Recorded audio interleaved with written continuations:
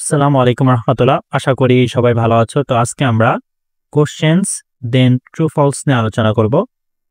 তো first question যেটা বলতেছে, what does the word insincere mean in the story?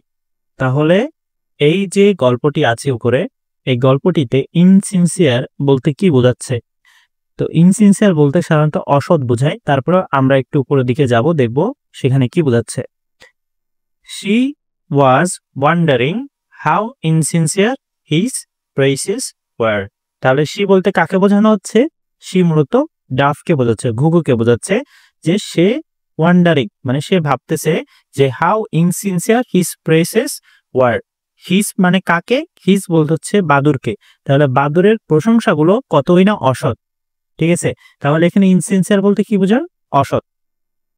আচ্ছা, এবার আমাদের যে second question, why did the dove think that the bat is insincere?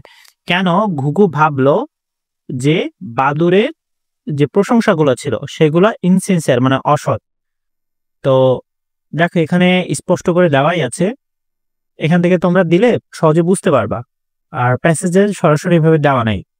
The dove thought the bat was insincere। তাহলে এই পার্টটা কোথায় পাবা? এই পার্টটা দেখো উপরেই চলে আসে, মানে উপরেই আছে, দেওয়া আছে the dove think that the bat is ইনসিনসিয়ার।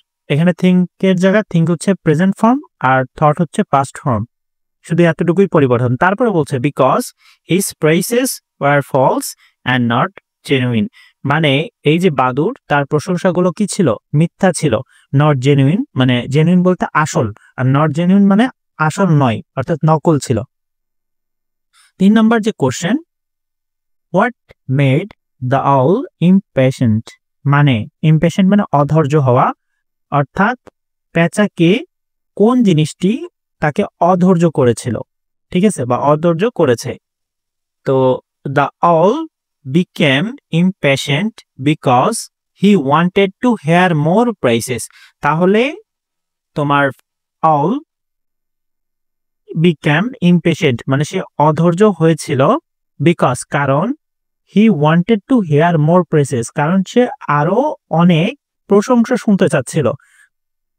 মূলত যে ঘটনা সেটা হচ্ছে বাদুর যখন তোমার আউলকে পেঁচাকে অনেক বেশি প্রশংসা করছে, সে প্রশংসা শুনে, ঠিক আছে, মানে অনেক বেশি ব্রেভ মনে করছে, নিজেকে অনেক বেশি ওয়াইজ মনে করছে, এই জন্য সে আরো এরকম প্রশংসা শুনতে চাইছে, ঠিক আছে, এই জন্য প্রশংসা শোনার জন্য সে অধৈর্য হয়ে গেছে। And good words about himself, পাশাপাশি সে নিজের সম্পর্কে আরো ভালো কিছু জানতে চাইছে। যাদের দেখা যাচ্ছে বেশি লিখতে চাও না তারা এই পার্টটা কেটে দিতে পারো, ঠিক আছে, এই পার্টটা কেটে দিতে পারো, জাস্ট এই যে প্রেসিস পর্যন্ত লিখলেই ইনাফ।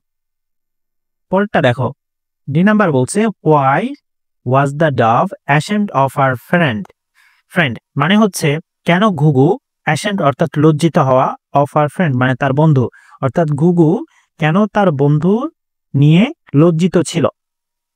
কারণটা হচ্ছে the dove was ashamed of our friend মানে ঘুঘুটি তার বন্ধুর সম্পর্কে লজ্জিত ছিল, বিকজ কারণ the bat gave false praises instead of speaking truly. দেখো এখানে 2 নাম্বার আর 4 নাম্বার অ্যান্সার অলমোস্ট সেমই, একই উত্তর, শুধু পার্থক্য হচ্ছে সেন্টেন্স স্ট্রাকচার। এখানে বলছে যে লজ্জিত হওয়ার কারণটা কি?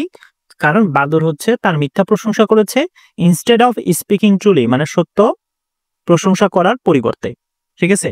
তো আই হোপ এই কোশ্চেন পার্টটা তোমরা বুঝতে পারছো। পরের যে পার্টটা সেটা হচ্ছে সি, ট্রু অ্যান্ড ফলস।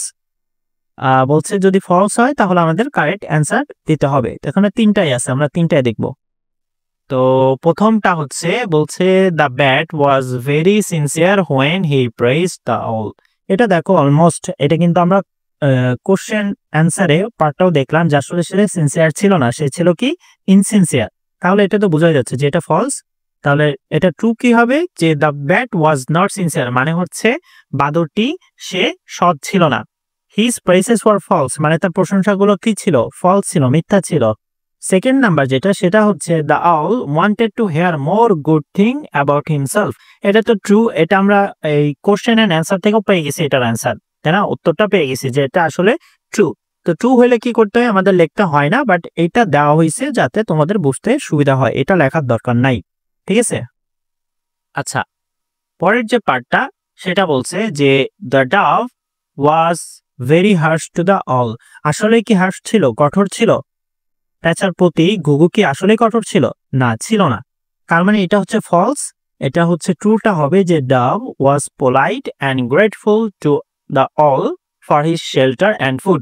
মানে এখানে দেখো, এই যে তোমার প্যাঁচা যে ঘুঘুকে শেল্টার দিছে, খাবার মানে আশ্রয় দিছে, ফুড দিছে, খাবার দিছে, এটার জন্য ঘুঘুটি অল প্যাঁচার কাছে মানে সে কৃতজ্ঞ বোধ প্রকাশ করছে। ঠিক আছে? সে পোলাইট ছিল, মানে তার এগুলার প্রতি সে জেনুইন, তার যে সে আসল যে তার কথায় বা তার কাজকর্মে সে যে আসলে সন্তুষ্ট সেটা কিন্তু প্রকাশ পেয়েছে।